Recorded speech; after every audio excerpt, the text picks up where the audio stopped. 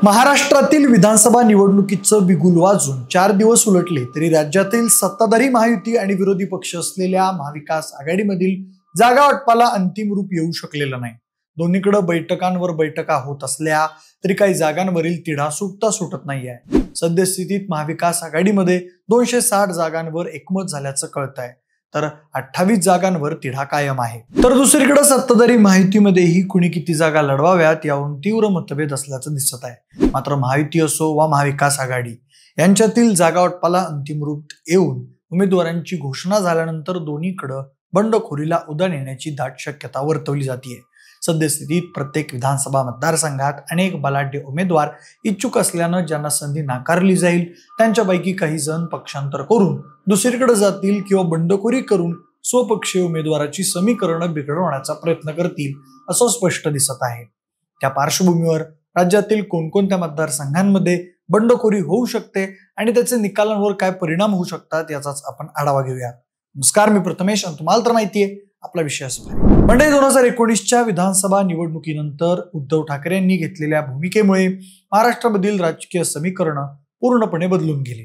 त्यानंतर शिवसेना आणि राष्ट्रवादी काँग्रेस या पक्षांमध्ये पडलेल्या फुटीमुळे प्रत्येक मतदारसंघांचं गणित बदलून गेलं। 2019 पर्यंत बहुतांश ठिकाणी भाजपा आणि शिवसेनेची महायुती आणि काँग्रेस राष्ट्रवादी काँग्रेसची महाविकास आघाडी यांच्यातील मतदारसंघ ठरवून गेले होते। काही पद वगळता सर्वच पक्ष त्या मतदारसंघातून लढत होते। मात्र युती आणि आघाडीची समीकरणं बदलल्यामुळे अनेक मतदारसंघात परस्परांविरोधात लढणारे नेते एकाच बाजूला आलेले आहेत। त्यामुळे अनेक ठिकाणी जागा वाटप करणं नेतेमंडळींसाठी डोकेदुखी ठरत आहे। त्यातही इच्छुकांपैकी त्यातल्या त्यात बलाढ्य आणि निवडून येण्याची क्षमता असलेल्या नेत्याला उमेदवारी द्यायची असं महायुती आणि महाविकास आघाडीमध्ये जवळपास निश्चित झालेलं दिसत आहे। मात्र त्यामधून इतर इच्छुकांमध्ये नाराजी निर्माण होण्याची शक्यता बळावलेली आहे। त्यामधून बंडखोरी होण्याचेही स्पष्ट संकेत मिळत आहेत। त्याचाच आढावा घ्यायचा झाल्यास यंदाच्या विधानसभा निवडणुकीत बंडखोरीमुळे राजकीय प्रचार गाजणार असा पहिला विधानसभा मतदारसंघ आहे तो म्हणजे रामटेक।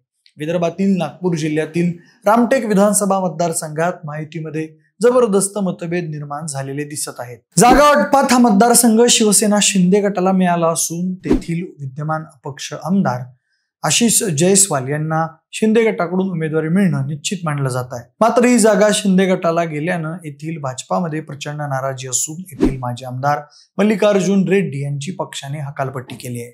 आता मल्लिकार्जुन रेड्डी हे आशिष जयस्वाल यांच्या विरोधात लढणार हे जवळपास निश्चित आहे, पण ते महाविकास आघाडीमध्ये जाऊन लढतात की अपक्ष निवडणूक लढतात हे पाहणं औत्सुक्याचं ठरणार आहे। लोकसभा निवडणुकीत येथून महाविकास आघाडीला आघाडी मिळाली होती, त्यामुळे ही जागा महायुतीसाठी अवघडच बनलेली होती। त्यात आता मतभेद आणि बंडखोरीमुळे येथील महायुतीची वाट अवघड दिसत आहे। नाराजी, बंडखोरी आणि पक्षांतर यामुळे चर्चेत असलेला दुसरा विधानसभा मतदारसंघ आहे तो म्हणजे इंदापूर।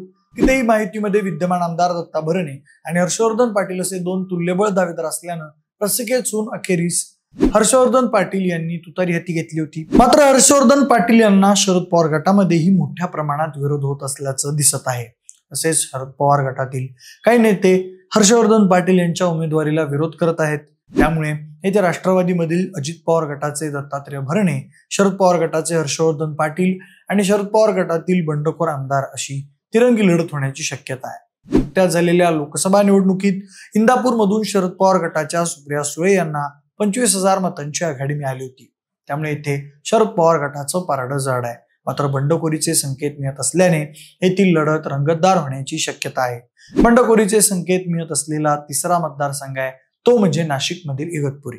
इगतपुरीमधील विद्यमान आमदार हिरामण खोसकर यांनी नुकताच अजित पवार गटात प्रवेश केला आहे। त्यामुळे ही जागा अजित पवार गटाला मिळणार हे निश्चित झालंय। त्यामुळे येथे शिंदे गटाकडून लढण्यास इच्छुक असलेल्या नेत्यांची कोंडी झाली आहे। शिंदे गटाकडून माजी आमदार काशीनाथ मिंगाळ येथून उमेदवारी मिळवण्यासाठी इच्छुक आहेत। आता महायुतीला जागा वाटपाचा तिढा नीट सोडवता न आल्यास येथून बंडखोरी निश्चित आहे। बंडखोरी होण्याच्या शक्यतेमुळे चर्चेत असलेला चौथा विधानसभा मतदारसंघ आहे तो म्हणजे चंदगड। चंदगडमध्ये जागा वाटपात अजित पवार गटाला जागा सुटून तिथे महायुतीकडून विद्यमान आमदार राजेश पाटील यांना उमेदवारी मिळणं निश्चित दिसत आहे। मात्र येथे भाजपाचे शिवाजीराव पाटील हे इच्छुक असून त्यांना उमेदवारी न मिळाल्यास ते बंडाचा झेंडा खांद्यावर घेतील अशी शक्यता आहे। तर दुसरीकडे राष्ट्रवादी शरदचंद्र पवार पक्षातर्फे नंदिनी बाभुळकर याच प्रबळ दावेदार असल्या तरी त्यांच्या उमेदवारीला महाविकास आघाडीमधील काँग्रेस आणि ठाकरे गटाचा विरोध आहे। त्यामुळे ही जागा शरद पवार गटाकडे गेली तरी येथे महाविकास आघाडीमधूनही बंडखोरी होण्याची चिन्ह आहेत. त्यामुळे येथे ही बहुरंगी लढत होऊ शकते. विधानसभा निवडणुकीत बंडखोरीचे स्पष्ट संकेत मिळत असलेला 5वा विधानसभा मतदारसंघ आहे तो म्हणजे मावळ. येथे अजित पवार गटाचे सुनील शेळके हे विद्यमान आमदार आहेत. विद्यमान आमदार असल्याने ही जागा अजित पवार गटाला सुटून येथून सुनील शेळके यांना उमेदवारी मिळणं निश्चित आहे. मात्र भाजपाचे माजी आमदार बाळा भेगडे हे सुद्धा येथून निवडणूक लढवण्यास इच्छुक आहेत. तर अजित पवार गटातील बापू भेगडे यांनीही विधानसभेच्या उमेदवारीसाठी दंड थोपटले आहेत. त्यांनी विधानसभेच्या उमेदवारीसाठी महामंडळी नाकारलं होतं. त्यामुळे येथे महायुतीत बंडखोरी होणार हे स्पष्ट आहे. मात्र हे बंडखोर कुठल्या पक्षाकडून लढणार किंवा पक्ष लढणार हे पुढच्या काही दिवसात स्पष्ट होणार आहे. महायुतीमध्ये बंडखोरीची शक्यता असलेला आणखी एक प्रमुख विधानसभा मतदारसंघ आहे तो म्हणजे अमळनेर. अमळनेरमध्ये अजित पवार गटाचे नेते अनिल पाटील हे विद्यमान आमदार आहेत.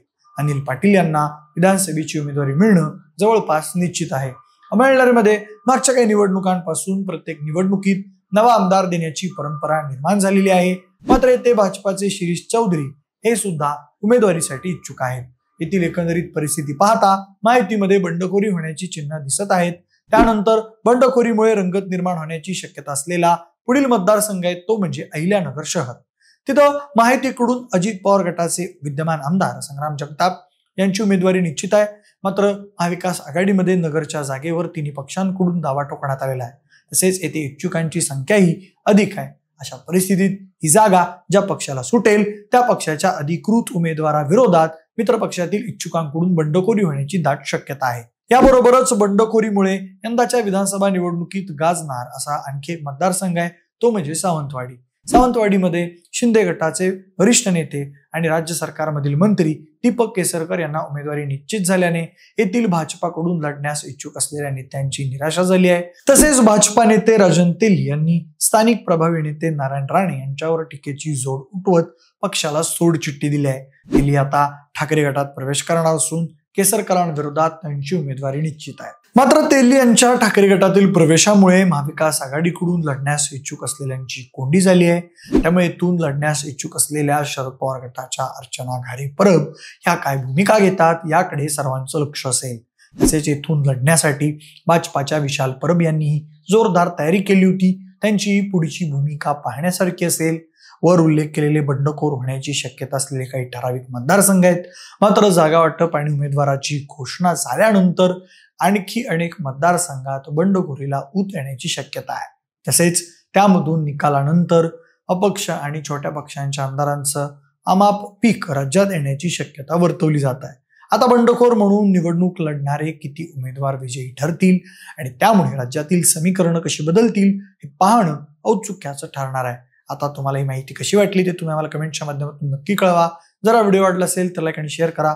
सोबतच आपल्या विशेष भारी या YouTube चॅनलला देखील सबस्क्राईब करायला अजिबात विसरू नका. धन्यवाद.